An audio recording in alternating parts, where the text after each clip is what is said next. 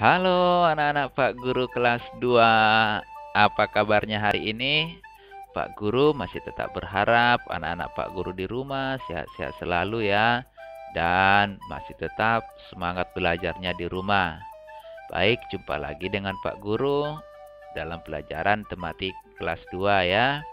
Kita masih tema 1, hidup rukun. Subtema 3, hidup rukun di sekolah. Kita masuk ke pembelajaran 2. Melakukan lari berpasangan dan mengucapkan kalimat perintah. Nah, anak-anak di rumah sambil menonton videonya, nanti dibuka bukunya pembelajaran 2 halaman 79. Kita mulai ya. Baik. Rehan dan teman-teman berolahraga di sekolah. Mereka lari berpasangan. Lari berpasangan adalah lari bersama satu orang lain. Nah, di sini kita akan mempelajari tentang gerak lari berpasangan. Kemarin kita sudah mempelajari gerak lari langkah panjang, lari langkah pendek, kemudian lari dengan rintangan. Nah, kali ini kita mempelajari lari berpasangan. Lari berpasangan itu yaitu berlari bersama satu orang lain. Jadi ada teman kita satu orang saat berlari. Jadi ketika berlari ada dua orang ya. Nah, itulah lari berpasangan. Baik, kita lanjut lagi. Lari berpasangan harus dilakukan dengan kompak. Tujuannya apa? Tujuannya agar nanti saat berlari tidak terjatuh. Nah, kompak maksudnya bagaimana? Kompak, kakinya harus, perhatikan kakinya ya. Kakinya harus sama-sama melangkah, contohkan sama-sama kaki kiri, kemudian sama-sama kaki kanan. Tidak ada yang terlalu cepat, tidak ada yang terlalu lambat. Jadi harus kompak. Kemudian saat berlari pandangan harus ke depan. Nah, ayunan kaki seirama dan beriringan. Maksudnya itu seirama dan beriringan itu ya, sama-sama kaki kiri melangkah, sama-sama kaki kanan melangkah. Jadi harus kompak, tidak ada yang terlalu cepat, tidak ada yang terlalu lambat ya. Begitu ketika melakukan gerak lari berpasangan. Nah, berikutnya, sewaktu melakukan gerak lari berpasangan, ada aturannya. Apa itu aturannya? Yang pertama, tangan menggandeng pasangan. Jadi, tangan harus saling berpegangan, bergandengan, begitu ya. Kemudian, gandengan tangan ini tidak boleh dilepas saat berlari, harus tetap berpegangan sambil berlari. Kakinya harus seirama ya, seirama supaya tidak terjatuh. Jadi harus diatur langkah supaya nanti tidak ada teman yang terjatuh. Kalau ada temannya yang lambat berlari, ya ditunggu temannya ya supaya seirama gerak langkah kakinya. Begitu cara melakukan lari berpasangan. Saat berolahraga, Rehan dan Ebo mengalami peristiwa menyedihkan. Nah, ada peristiwa menyedihkan pada saat berolahraga. Nah, kita baca cerita berikut ini ya. Nanti anak-anak di rumah boleh sambil membacanya. Ceritanya ada di buku halaman 79 paling bawah ya. Kita baca bersama. Peristiwa Rehan dan Ebo. Rehan berpasangan dengan Ebo saat berlari. Gerak kaki mereka tidak kompak. Ebo terjatuh dan kakinya berdarah. Rehan membantu Ebo berdiri. Kemudian Pak Guru mengantar Ebo ke UKS. Setelah kembali dari UKS, Pak Guru mengingatkan siswa, berdoalah sebelum melakukan kegiatan olahraga. Berhati-hatilah saat berolahraga. Nah, itulah ceritanya. Nah, pada cerita tersebut kita ketahui bahwa si Rehan berpasangan dengan Ebo saat berlari. Nah, gerak kaki mereka tidak kompak. Akibatnya apa? Akibatnya si Ebo terjatuh dan kakinya berdarah. Nah, itu akibatnya ya, karena mereka tidak kompak saat melakukan gerak lari berpasangan. Kemudian setelah si Ebo terjatuh, si Rehan mengapai si Ebo? Si Rehan membantunya untuk berdiri. Jadi kalau ada temannya yang terjatuh, jangan ditertawai ya.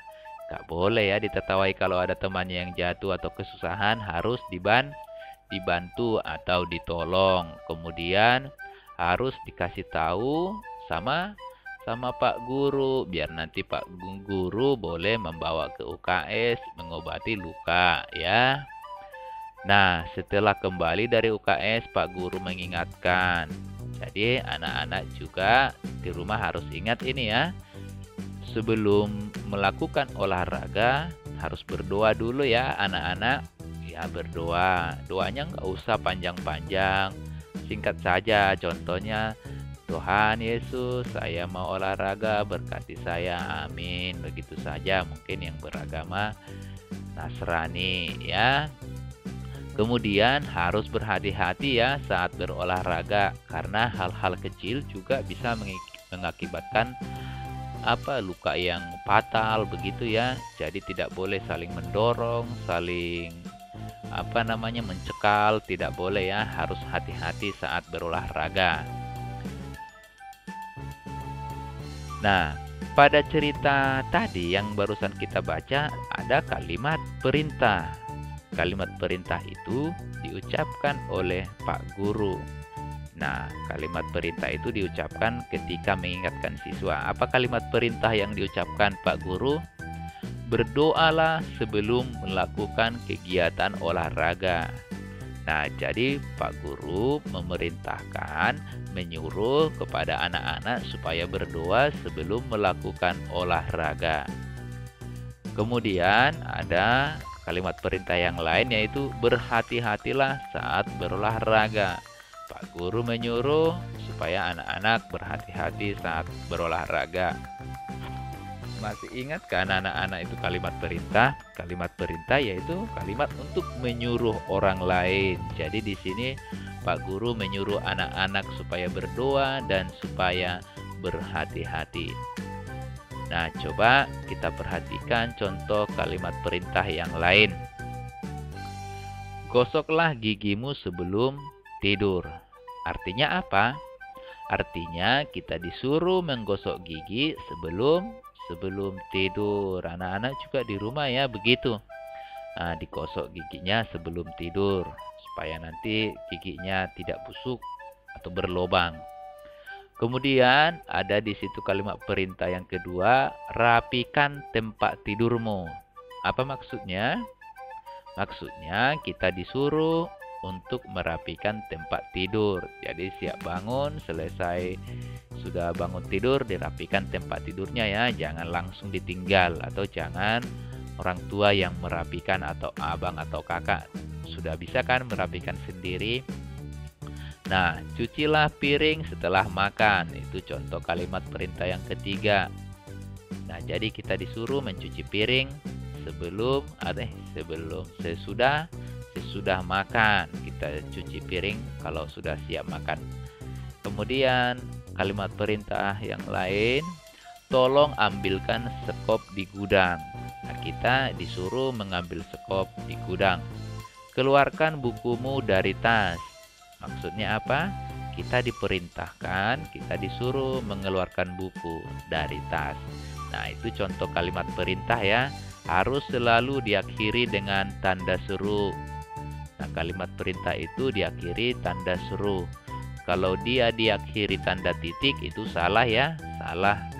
Kalau diakhiri dengan tanda titik, harus diakhiri dengan tanda seru. Nah, diingat itu ya. Diingat, harus ada tanda seru pada akhir kalimat perintah.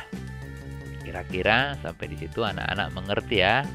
Bapak harap nanti anak-anak bisa mempelajari lebih dalam di rumah. Nah, tadi Pak Guru menyuruh anak-anak berdoa sebelum olahraga. Nah, berdoa itu adalah perilaku sesuai sila pertama Pancasila. Masih ingat kan bunyi sila pertama? Yaitu ketuhanan yang Maha Esa.